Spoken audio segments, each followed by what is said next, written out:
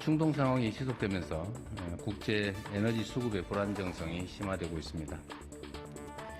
국내 역시 유가 상승, 또 핵심 원자재 수급 등의 여파로 민생과 경제산업 전반에 우려가 커지고 있습니다. 위기일수록 민생 안정과 경제 회복이 뒷걸음질 치지 않게 재정의 신속한 투입도 꼭 필요합니다. 결국 추경 편성을 하지 않을 수가 없는데 추경 편성도 최대한 신속하게 해주시기 바랍니다. 현재 당면한 민생 경제 위기를 극복하는 것을 넘어서서 이걸 국가 대전환의 새로운 기회로 삼는 지혜가 필요합니다.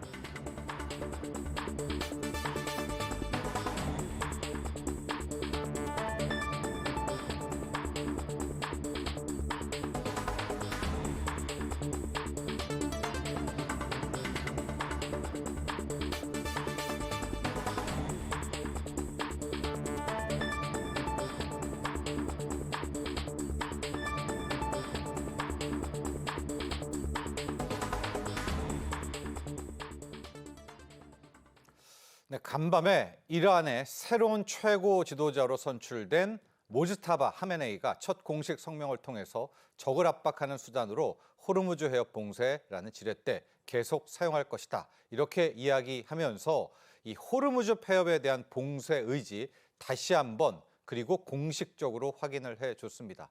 자, 이렇게 된 이상 호르무즈 해협 봉쇄는 예상보다 장기화될 수밖에 없겠죠. 이 때문에 국제유가 다시 변동성 커지고 있습니다. 긴장이 고조되고 있는 중동 사태 집중적으로 파악해보죠. 권혁중 경제평론가 모셨습니다. 안녕하십니까? 네, 안녕하십니까? 트럼프 대통령은 전쟁이 사실상 마무리 단계다. 아예 전쟁 종식 선언을 하려고 하는데 네. 이에 비해서 이란은 전쟁은 우리가 끝낸다라는 입장이고요. 또 간밤에 공습도 일어난 것으로 보여지고 있습니다. 딱 현재 중동 정세의 흐름들 한번 요약해 주시죠. 예, 서로 이제 맞불 전략으로 계속 나서고 있습니다. 그래서 한쪽에서 치면 또 한쪽에서 반응을 하고 있는 모양새인데요. 일단 이란과 헤즈볼라가 이제 보복에 나섰습니다. 그래서 이스라엘 전역에 50여 개 표적을 세워서 공격을 감행했다라고 이제 밝히고 있는데요. 특히 이제 탄도 미사일이라든지 대규모 드론 공격을 이제 앞세우고 있습니다. 또한 헤즈볼라 같은 경우에는 이스라엘 군 정보 기지에 본인들의 이제 주장에 의하면 첨단 미사일을 발사했다 이렇게 이제 얘기를 하고 있는데요. 이런 것처럼 이제는 보복에 나서고 있는 상황이고 마찬가지로 이스라엘 이제 미국도 이제는 계속적으로 공습에 나서고 있습니다. 특히 이스라엘 같은 경우는 헤즈볼라 기반 시설에 대한 광범위한 폭격에 나서고 있고요. 특히 레바논 해안가 공습으로 인해서 이 최소 7명 사망했고 21명이 부상했다라고 이제 현지 언론이 이제 보도를 하고 있는데요. 그 정도로 이제 공방이 좀 치열하고 있습니다. 또한 이란 같은 경우에는 국영은행, 세파은행이 공격을 당했다. 그래서 그 건물이 이제 공격을 당했다고 밝혔는데 그러다 보니까 우리도 보복하겠다. 그러면서 걸품 안에 있는 국제은행들에 대해서 보복하겠다고 밝혔습니다. 그래서 지금 현지 주재원들이라든지 다 대피를 하고 있다. 이렇게 이제 보도가 되고 있고 특히 아까 말씀하신 것처럼 호르무즈 해협에 대한 봉쇄 정책, 그러니까 사실상 이제 봉쇄가 됐습니다. 그러다 보니까 외국인 선박에 대한 공격이 좀 자주 일어나고 있는데 최근에도 이제 유조선 두 척이 이제 화제가 되고 승무원 한 명이 사망했다는 소식도 전해졌거든요. 이런 거 봤을 때 공방이 좀 치열할 거다. 근데 참 아이러닉하게도 미국과 이스라엘은 약간 뉘앙스가 서로 다르죠. 아까 말씀하신 것처럼 미국은 이제 조만간 종전을 할 거다 이렇게 보고 있지만 이스라엘은 계속적으로 중동 상황 계속적으로 보고 있다 이렇게 하면서 뉘앙스가 약간 다른 측면도 지금 보도가 되고 있습니다. 네. 자, 이렇게 치열한 모습이지만요. 보도에 따르면 마쿠에서는 이미 미국과 이란의 휴전 혹은 종전 협상이 진행되고 있다고 합니다. 평론가님, 이란이 내건 조건도 이번에 공개가 됐는데 재공격, 항구적인 금지와 함께 배상금을 달라. 그러니까 이란이 오히려 미국에게 요구를 한 거거든요. 이 마쿠에서 펼쳐지는 협정 내용 좀 소개해 주시고 또 이게 될까요? 이 가능성도 한번 타진해 보죠. 지금 가능성은 없다라는 게 아마 지금 시장의 판단인 것 같습니다. 왜 그러냐면 이란이 요구했던 것이 몇 가지가 있습니다. 그건 먼저 본다 그러면 정당한 권리 인정과 배상이라는 얘기를 했는데요. 정당한 권리는 일단 핵 프로그램에 대한 지속적인 이제 추진을 하겠다라는 거겠죠. 그다음에 배상은 말 그대로 이제는 이번 전쟁으로 인한 물질적인 피해에 대한 배상에 대해서 이제 요구를 하고 있습니다. 예. 이게 과연 이스라엘과 미국 입장에서 받아들일 수 있는 부분이겠느냐라고 본다 그러면 사실상 미국의 목적은 이란 핵 프로그램 종식을 위해서 시작한 일이다 보니까 이걸 받아들일 수 없다라는 게 부분이겠고, 또 하나가 이제 확고한 국제적 보장을 해달라. 그게 뭐냐면 이란에서 가장 두려워하는 게 다시 한번 또 이스라엘과 미국이 이란이라는 나라를, 자국 나라에 대해서 공격을 하는 거거든요. 재공격이죠. 예, 이 재공격에 대해서 아예 사전적으로 국제적으로 약속을 하라라는 겁니다. 재공격하지 말라라는 거겠죠. 네. 그래서 이 부분에 대해서 요구를 하고 있는 것이고, 예, 트럼프 대통령은 사실 이렇게 승전을 주장을 하면서도 이 종전에서는 굉장히 모호한 입장을 이제 표현하고 있습니다. 그래서 이게 이스라엘과 미국의 이제는 이 이란의 어떤 물밑 협상에 대해서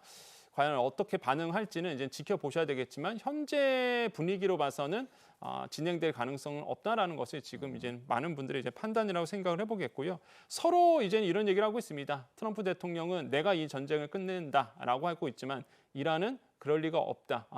전쟁을 끝나는 것은 우리다. 이렇게 표현하면서 실제 이제는 이 종전이라는 이 키워드가 좀 시간이 갈수록 점점 더 멀어지고 있는 것이 아닌가 이렇게 보고 있습니다. 네, 이란의 새로운 지도자 모스타바 하메네이가 아주 공식적으로 호르무즈 해협 봉쇄를 선언을 했습니다. 이렇게 되니까 유가 다시 출렁거리고 있고, 어쨌거나 이번에 이란 전쟁의 핵심이 유가인데요. 평론가님, 네. 이번에 국제에너지기구 IEA가 무려 4억 배럴의 비축유 풀기로 결정했습니다. 지난 러우 전쟁 때가 1억 8천만 배럴이거든요. 네. 그에 비해서 거의 2배 가까운 거를 풀기로 했다라고 하는데, 이 전략 비축유 방출 그 현황과 계획 한번 볼까요? 네, 그렇습니다. 그 정도로 사실상 지금의 이 유가 폭등이 굉장히 많이 오르고 있다는 예. 것이 이걸 반증한다라고 좀 생각을 해보겠는데요. 일단 중동 전쟁으로 인해서 이제 공급이 굉장히 불안해졌습니다. 그래서 아시겠지만 유가가 급등하고 있고, 그러다 보니까 이번에 이제는 전략 비축유를 에너지기구 회원들 32개 회원국인데요. 여기서 이제는 전략 비축유를 풀기로 했습니다. 일본은 같은 경우는 8천만 배럴 정도고요. 독일은 한 1,950만 배럴, 프랑스는 1,450만 배럴 공동 방출을 이제는 하기로 이제는 계획을 정했고, 한국은 2,246만 배럴 방출하기로 했습니다. 지금 이제 표에도 나오고 있는데요. 총 하면 이제 4억 배럴입니다. 보시면 아시겠지만 미국이 1억 한 7,200만 배럴 가장 많이 방출하네요. 예. 가장 많죠. 예. 근데 이제는 과거로 본다 그러면 아까 말씀 주신 것처럼 러시아와 우크라이나의 침공 문제, 그때 사실상 1억 2천만 배럴, 6,200만 배럴 해갖고 거기에 이제 합산해도 한 2배 정도가 예, 되거든요. 1억 8천만 배럴이었잖아요. 예. 그때가. 그러다 보니까 이게 지금 그 정도로 유가 급등이 이제 심각하다라는 걸 알 수 있겠고요. 그래서 이번에 이제는 국제에너지기구가 이제 공동으로 이제 방출할 계획으로 삼았고, 지금 일본 같은 경우에는 이미 그 이번 에너지기구에 대한 그 16일 이전부터 사실상 비축유에 대해서 방출하기로 이제 계획을 정해놓은 상태였거든요. 그래서 이런 것들이 실제로 시장에 국제 유가에 대한 급등에 대해서 어느 정도 완화 분위기를 만들어 줄 수 있다라는 이제 얘기도 나오고 있습니다. 자, 우리나라도 이번에 2,200만 배럴 정도를 방출을 하는데, 평론가님, 당국은 우리 전략 비축유가 한 6개월 정도, 200일 이상, 그렇죠? 네. 7개월 정도는 갖고 있다라고 이야기를 해줬는데, 우리 산업계가 이번에 유가 폭등, 급등 때문에 큰 영향은 없겠죠? 어떻게 보십니까? 일단 전략 비축유 같은 경우에는 우리가 세계 국제 에너지 기구 대비해서도 꽤 많은 물량을 가지고 있습니다. 일본과 마찬가지로 상당히 200일 넘게 네. 비축유를 이제 보유하고 있거든요. 그래서 당분간은 괜찮을 수 있다라는 이제 전망이 나오고 있고요. 일단 우리도 이번에 에너지 기구와의 협의한 대로 사실 방출을 합니다. 그래서 2,246만 배럴 이제 방출하는데, 국제 에너지 기구 방출량이 한 5.6% 정도 이제 해당을 합니다. 그 규모를 본다 그러면 일단 1990년대 있었던 걸프전 이후에 최대한 많이 이제는 방출하는 것으로 보시면 되겠고요. 그런 원인은 아시겠지만 일단 원유 급등이 이제는 주요 원인이고, 지금 이제 비축유 방출 규모가 나오고 있는데요. 이번에가 2,246만 배럴이죠. 그다음에 보시면 아시겠지만 2022년도 그때도 이제는 전쟁이 있을 때도 일단은 1, 2차 방출을 했었고요. 그럼 보시면 아시겠지만 이번에 최대한으로 이제는 방출하는 부분이라고 그러네요. 보시면 됩니다. 네. 한국 하루에 이제 원유 소비량이 한 230만 배럴 정도 되거든요, 우리나라가. 근데 이게 전체 시장에서는 한 1,600만 배럴 공급이 이제 돼야 된다라고 이제 보고 있습니다. 그래서 이 비율을 따집니다. 그래서 결정된 게 한 2,246만 배럴이라고 보시면 되겠고요. 그래서 지금 보시면은 정유사 재고가 한 70에서 80일 정도 이제 수준으로 있어요. 그래서 지금 비축유랑 그다음에 정유사 민간에서 갖고 있는 재고분 해갖고 본다 그러면 뭐 지금은 당장은 괜찮다라는 얘기가 나오고 있는데 하지만 이제 에너지경제연구원에서는 만약에 이 사태가 장기화된다 그러면 이건 좀 한계에 다다를 수 있다 이런 전망도 나오고 있기 때문에 경각심을 좀 가져야 되는 부분이라고 판단해 봅니다. 네, 이런 가운데 다시 이제 에너지 관련한 가격입니다. 왜냐하면 비축유를 풀었다는 이런 뉴스가 나오면 유가가 떨어져야 맞아요. 되는데요. 오늘 새벽이었습니다. 이 브렌트유가 다시 장중 배럴당 $100를 넘어섰고 WTI도 거의 $95, $96까지 가고 있습니다. 왜 이렇게 되는 건지 또 지금 유가 급등은 앞으로 어떻게 진행될지도 한번 전망해 주시죠. 이 유가에 영향을 주고 있는 게 트럼프 대통령의 목소리죠. 일단 종전에 대한 이야기가 있으면 일단 떨어졌다가 일단 호르무즈 해협에 대한 뭐 봉쇄 이슈가 나오면 갑자기 또 올랐다가 이러고 있거든요. 네. 그래서 지금 말씀 주신 것처럼 서부 텍사스유 같은 경우가 한 $95 하고 있고요. 브렌트유가 $100를 네. 넘어섰습니다.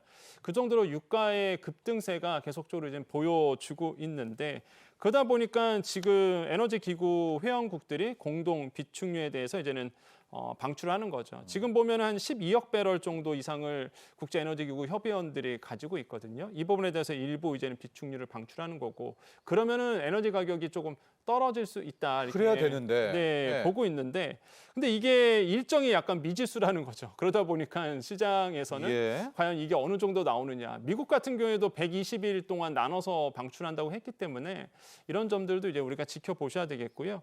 일단 미국은 전략 비축유 4억 1,500만 배럴 이제 저장하고 있습니다. 가장 많은 에너지를 가지고 있는데 비축을 하고 있는데 이 부분의 일부를 이제 푸는 거고.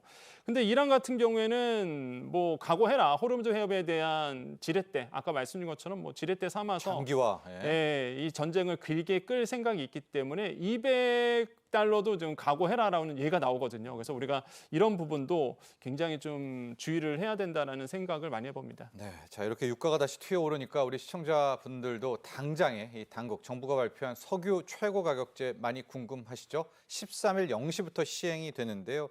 관련 내용 좀 설명해 주시고 네. 첫 번째 정유사의 도매가를 정해주는 거 아니겠습니까? 얼마로 책정됐는지도 어떻게 시작됐는지도 볼까요? 맞습니다. 일단 최고 가격제가 이제 시행이 됐습니다. 그래서 휘발유가 1,724원 됐고요. 경유가 1,713원, 등유가 1,320원. 그래서 이거는 이제 공급 가격입니다. 네. 그래서 정유사에서 소매로 넘기는 가격이라고 보시면 되겠고요. 그래서 이게 이제는 결국에는 정해져 있기 때문에 아마 소매점에서도 가격을 이제는 내리고 있다 이런 이제 보도가 되고 있습니다. 왜냐하면 저 가격을 알면 마진을 얼마 맞습니다. 붙였는지 아니까요, 우리 네. 소비자들이. 예. 그래서 지금 얘기가 나오는 게 이런 거죠. 아니 공급 가격을 다 아는데 왜 주유소마다 가격이 다르냐 이런 얘기가 또 지금 나오고 있는데 일단 그 정유사는 주유소에 넘기는 가격, 이 공급 가격에 대해서 이젠 정해졌기 때문에 이거는 이제 최고 가격은 결국에는 기준 가격 곱하기 이제 변동률 그러니까 싱가포르 현물 가격의 변동폭을 이제는 적용하게 되고 거기에 제세금 그러니까 세금인 거죠. 이런 것들을 이제 합산해서 이제 결국에는 결정이 됐습니다. 근데 이제는 아시겠지만 유가 변동이 계속 되잖아요. 그래서 2주마다 이 최고 가격을 계속적으로 모니터하면서 변경하기로 했고요. 그렇게 된다 그러면 3월 27일 2차 최고 가격 재산정이 이루어질 것으로 이제 보고 있습니다.